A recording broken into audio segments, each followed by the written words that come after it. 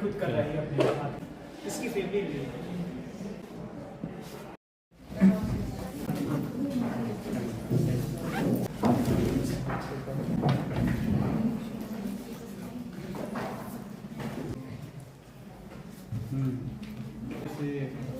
लोगों का ये हो गया है, देखना चालू हो गया है कांचे तब सीधा दिखा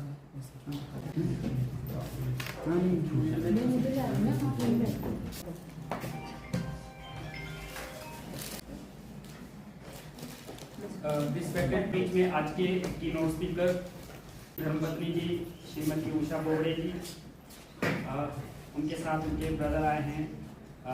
हमारी यह जो कार्यशाला है आगामी 7 दिनों तक चलती रहेगी और इसमें जो इसका जो विषय रखा गया है, promoting education through protecting heritage.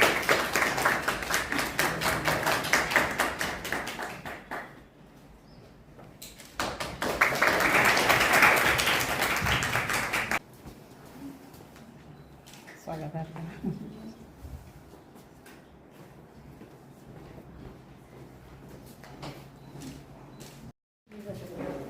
अब मेरा निवेदन रहेगा अथर्वा से भी कि वो आप भी मंच पर आए और आपको भी हम जो है सम्मानित करेंगे।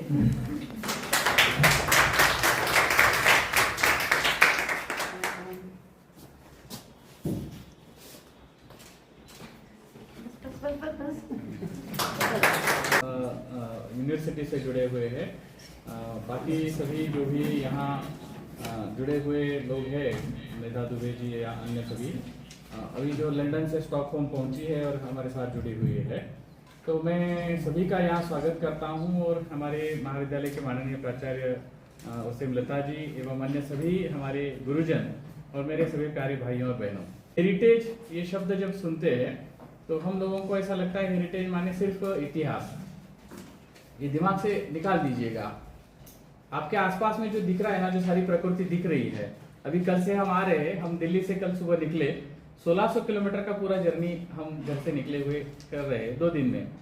यानी हम अपने गांव से दिल्ली पहुंचे 1100 किलोमीटर और उसके बाद जो है दिल्ली से यहाँ आए, बट हम सीधा नहीं आए क्योंकि सीधा चलना हमारा ये नहीं है। मेरा नाम भुजंग है, तो थोड़ा ऐसे ऐसे चलते। तो हेरिटेज आपके आसपास में जो बिखरी हुई है, अभी मैं सर से कृष्णलाल जी से सुबह पूछ रहा था कि आपके इस एरिया में फॉसिल्स मिलते हैं क्या? उन्होंने कहा इस तरफ में तो नहीं, शिवालिक और उस तरफ में कुछ एक्सकैवेशन हुए हैं तो उसमें मिलते हैं, बट हम जब आ रहे थे तो रास्ते में कई फॉसिल्स हमको दिखाई दिए। और मैंने करण जी से भी कहा कि अगर यहाँ कोई पहाड़ों में जियोलॉजिकल हेरिटेज का म्यूजियम अगर बनाना चाहे तो बहुत अच्छा म्यूजियम बन सकता है। मैंने IIT मंडी में भी कल बात किया तो वो लोग भी तुरंत तैयार हो गए, बोले कि हम बनाएंगे, आप बताइए क्या करना है, हम रेडी है।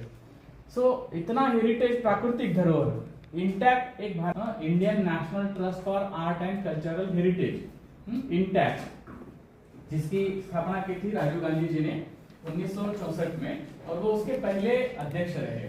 अपने आसपास इतनी धरोहर है, बट हम लोगों के दिमाग में वही चल रहा है, सिर्फ मंदिर, मूर्ति और ये यही नहीं, इतना नहीं। आते समय इसलिए खुश थी कि हमें सतलज दिखाई दी, बहुत खुशी हुई। मैं उसका रिकॉर्डिंग कर रहा था, फिर बोला था इनको इतना खुशी क्यों मिल रहा है सतलज दिक्कत पे। मैंने बचपन में किताबों में पढ़ा था सतलज के बारे में, ब्यास मिली तो बड़ा खुश हुआ। मैं सुबह देख रहा था, सुबह 5 बजे उठ के जब नहा लिया तो 5:30 बजे मैं देख रहा था ये ब्यास कहाँ से चल रही है, कहाँ से ये हो रही है। इसका कारण क्या था? क्योंकि सप्त सिंधुओं का जो अध्ययन किया था, मेधा जी ने जो सिखाया था, वो मैं प्रैक्टिकली देख रहा था इधर हमारी धरोहर का। और ऐसे धरोहर का अध्ययन करते करते दूसरों के साथ अपने ज्ञान को साझा करना है। Whatever we have, we should need it to be shared with each other. हम सब एक दूसरे के साथ साझा करें। किताबें पढ़ना कुछ नहीं होता है। वो जिस तरह से बात कर रहे थे, जो पोएम्स वो मुझे सुना रहे थे, और मैं कनेक्ट हो रहा था। हमारे महाराष्ट्र की एक प्रसिद्ध संत है बहिनाबाई चौधरी, वो स्कूल में नहीं गई, बट इतने अच्छे पोएम्स उन्होंने लिखे कि उनके पोएम्स के ऊपर लोगों ने PhD किए हुए हैं। बहिनाबाई चौधरी, कभी गूगल करके देख लीजिएगा। तो हमारे दोनों के बीच वो संवाद चलता रहा। वो भी अपनी कविताएं सुना रहे थे। बाद में जब उन्होंने मुझे बताया उनकी किताब भी पब्लिश हो चुकी है पोएम्स की, तो बड़ा अच्छा लगा। यही बात होती है कि जीवन का जो अनुभव है, उससे जो ज्ञान मिलता है जीवन के अनुभव से, वो आपको बहुत कुछ सिखा देता है। ये सारी बातें हम एक दूसरे के साथ साझा करते रहेंगे। मैं ऑस्ट्रेलिया से किसी भी ग्रंथ को आप खोल कर देखने की आवश्यकता नहीं, इसको QR कोड को आपका मोबाइल का कैमरा से ऑन करके स्कैन करेंगे, इसकी पूरी जानकारी आपको मिल जाएगी। ये टेक्नोलॉजी हमने डेवलप की हुई है। आपका वीडियो दिखाई देगा, ये सारे हमने बनाए हुए AI की मदद से, वो भी हम कुछ उसके देखेंगे बाद में। जो है हम जैसे भास्कराचार्य का बीजगणित लीलावती नाम सुनते हैं ना, और सिद्धांत शिरोमणि, इसमें भास्कराचार्य जी के हैंडराइटिंग्स आप देख पाएंगे। ठीक है, ये मैन्युस्क्रिप्ट हमने ओरिजिनल लाए हैं, तो ये मैथमेटिक्स के अध्ययनकर्ताओं के लिए उपयुक्त है। साथ में इस तरफ में एक मूल्याध्याय नाम का मैन्युस्क्रिप्ट भी यहाँ रखा हुआ है, जो पूरे विश्व में एक ही कॉपी है। 16वीं शताब्दी में विठल बालकृष्ण वैद्य जी ने लिखी हुई थी, और इसकी विशेषता यह है कि एक गुंज तोला मासा, सोना है ना, 1 तोला 2 तोला बोलते हैं ना, तो 1 तोला से लेकर के 20 अरब किलो तक का काउंटिंग कैसे करना है, ये 16वीं शताब्दी में लिखा हुआ है। इसका दूसरा इंपॉर्टेंस ये है 17 रिसर्च रेफरेंसेस, यानी कौन कौन से ग्रंथों से मैंने क्या क्या अध्ययन किया, उस ग्रंथ को किसने लिखा, ये पूरा जानकारी इस मूल्याध्याय ग्रंथ में लिखी गई है।